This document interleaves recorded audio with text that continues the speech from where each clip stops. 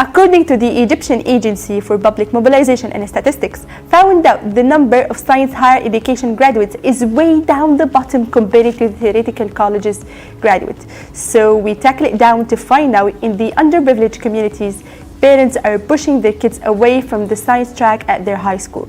And that's, of course, the reason behind the science education imbalance in these different communities. So that's the problem. We need to tackle it. Somebody help us. Where was I on 9th of November 1989? As a matter of fact, I don't remember because I was only 3 months old. Most likely I was crying, screaming, or was being breastfed. But what I know that the rest of the team were not even born.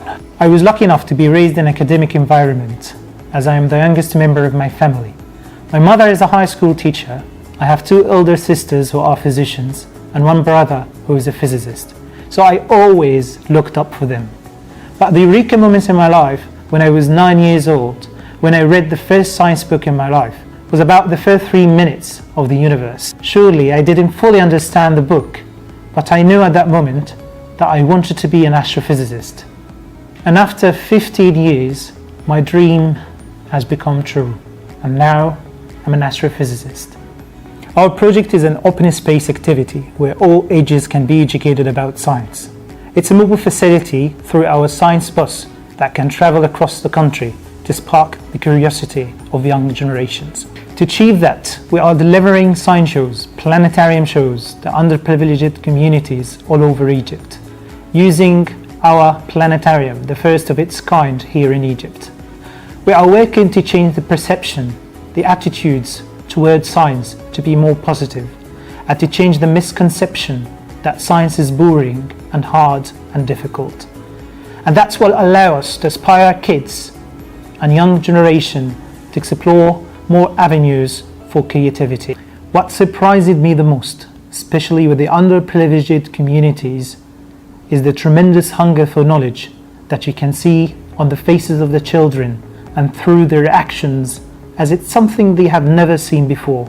Another thing that we receive a lot of calls from teachers telling us that the students who attended our shows actually considering a career in science fields.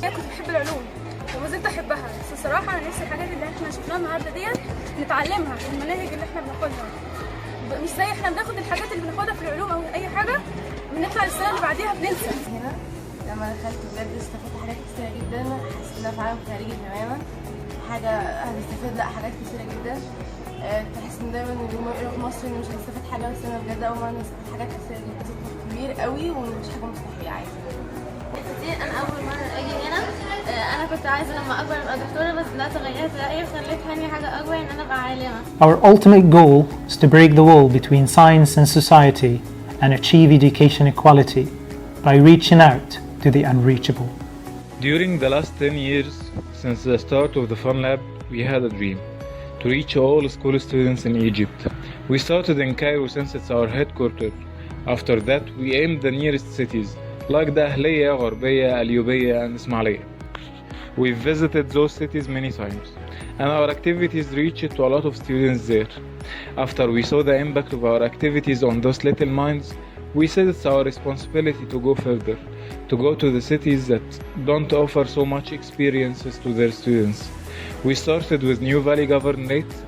We went there, then we went west to Bani Suef and continued to Ena, Sohag and Asyut.